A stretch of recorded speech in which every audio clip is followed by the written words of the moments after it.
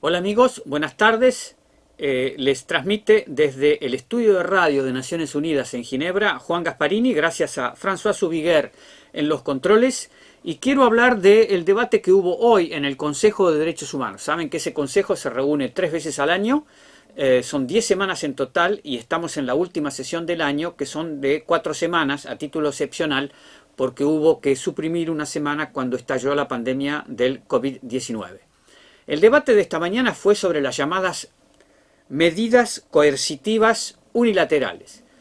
Esas medidas coercitivas unilaterales son sanciones. En el caso de que haya violaciones masivas, sistemáticas de los derechos humanos en un país, se pueden tomar ese tipo de medidas siempre y cuando no afecten a la población concretamente, que afecten a los responsables de la represión, el sufrimiento del pueblo, de la no democratización de los estados. Ahora, ¿qué ocurre? En el debate de hoy no estuvo presente la Unión Europea. ¿Por qué no estuvo presente la Unión Europea? Porque ayer la Unión Europea no pudo ponerse de acuerdo sobre las medidas coercitivas unilaterales sobre Bielorrusia. Y en este caso se trataba solamente de definir una lista de personas que habían participado en las represiones que hubo tras las elecciones de agosto en Bielorrusia, y eso quedó pospuesto. Y eso quedó también pospuesto porque uno de los 27 miembros que tiene que dar el consenso para tomar esas medidas de la Unión Europea contra Bielorrusia es Chipre. Y Chipre está sufriendo la agresión de Turquía, que está inspeccionando en el espacio marítimo que corresponde a Chipre la potencial explotación de yacimientos de gas y de petróleo. Entonces, esa situación es compleja por lo que se vio hoy con respecto a la Unión Europea, y también se vio con respecto a América Latina. Hay dos países de América Latina que están sufriendo medidas coercitivas unilaterales. Esos dos países son Cuba y Venezuela. Cuba desde hace muchísimo tiempo, después de la invasión de la Bahía de Cochinos, la Revolución Cubana fue objeto de medidas tomadas por el Congreso de los Estados Unidos de aplicación extraterritorial, es decir, sanciones para que Cuba no pudiera comerciar y no pudiera beneficiarse con productos estadounidenses en su economía. Y Venezuela también, porque el presidente Trump ha tomado decisiones que impiden conseguir los recursos financieros de la explotación de sus recursos naturales vendidos al extranjero, porque hay un bloqueo con respecto a la utilización de esos recursos por parte del actual gobierno venezolano. Lo interesante es que no hubo ningún otro país latinoamericano en ese debate para fijar una posición. O sea, que solamente estuvieron allí para protestar Cuba y Venezuela, y no hubo ningún otro estado de América. Otro dato interesante es que el tema de las medidas coercitivas unilaterales tiene una relatora nombrada por el Consejo de Derechos Humanos que es adversa a esas sanciones. Y esa relatora en este momento, se llama Alen Duhan, es una persona de Bielorrusia que está en el centro de gravedad de las disputas con respecto a estas medidas coercitivas unilaterales.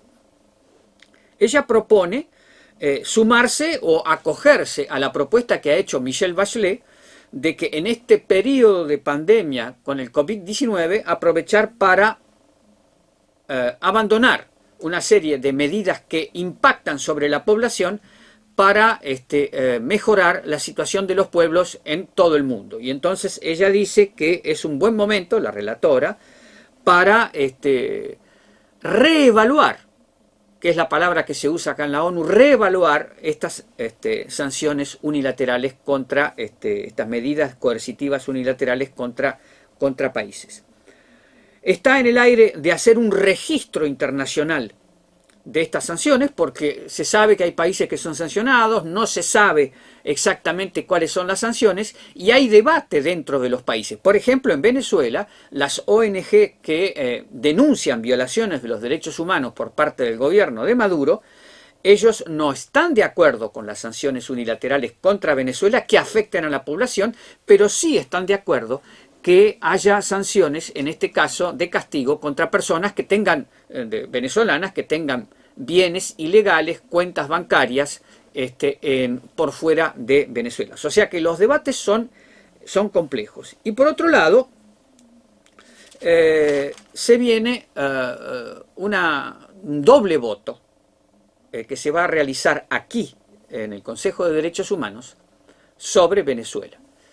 Ustedes saben probablemente que ha habido lo que se llama una comisión de establecimiento de hechos, que fue nombrada por el Consejo de Derechos Humanos para verificar las denuncias de violaciones de los derechos humanos en Venezuela.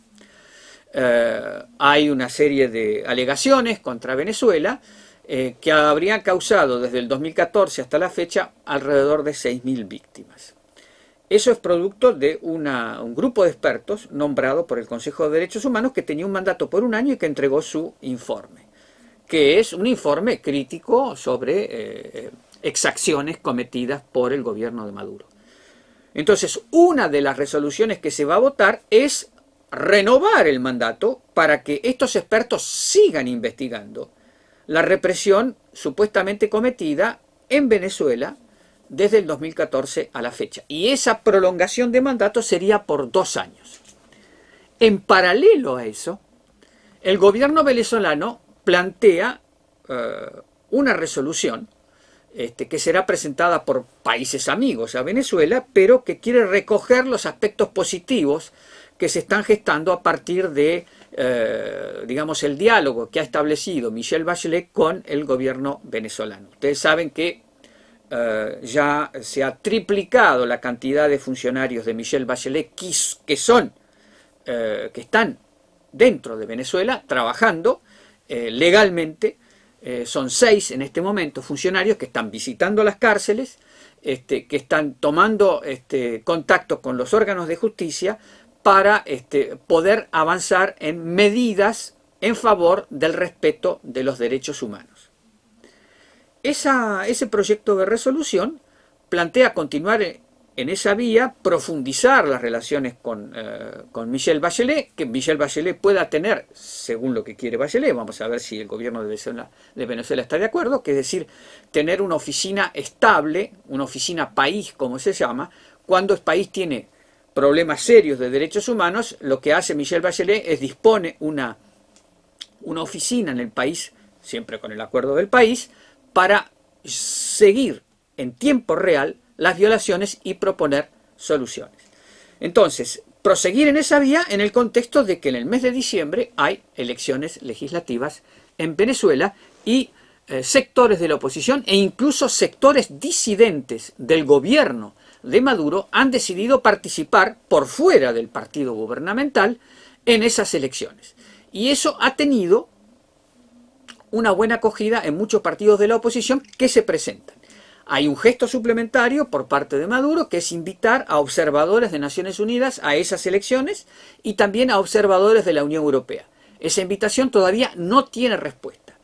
Es decir, que todavía está en evaluación, tanto en la ONU como en la Unión Europea, concurrir o no a esas elecciones. Por tanto, de aquí al 5 de octubre se van a votar estas 2 resoluciones que van a tener un impacto sobre las medidas coercitivas unilaterales con las que la ONU está luchando para darle una perspectiva diferente en este periodo de fin de la pandemia del COVID-19. Desde Ginebra les transmitió Juan Gasparini.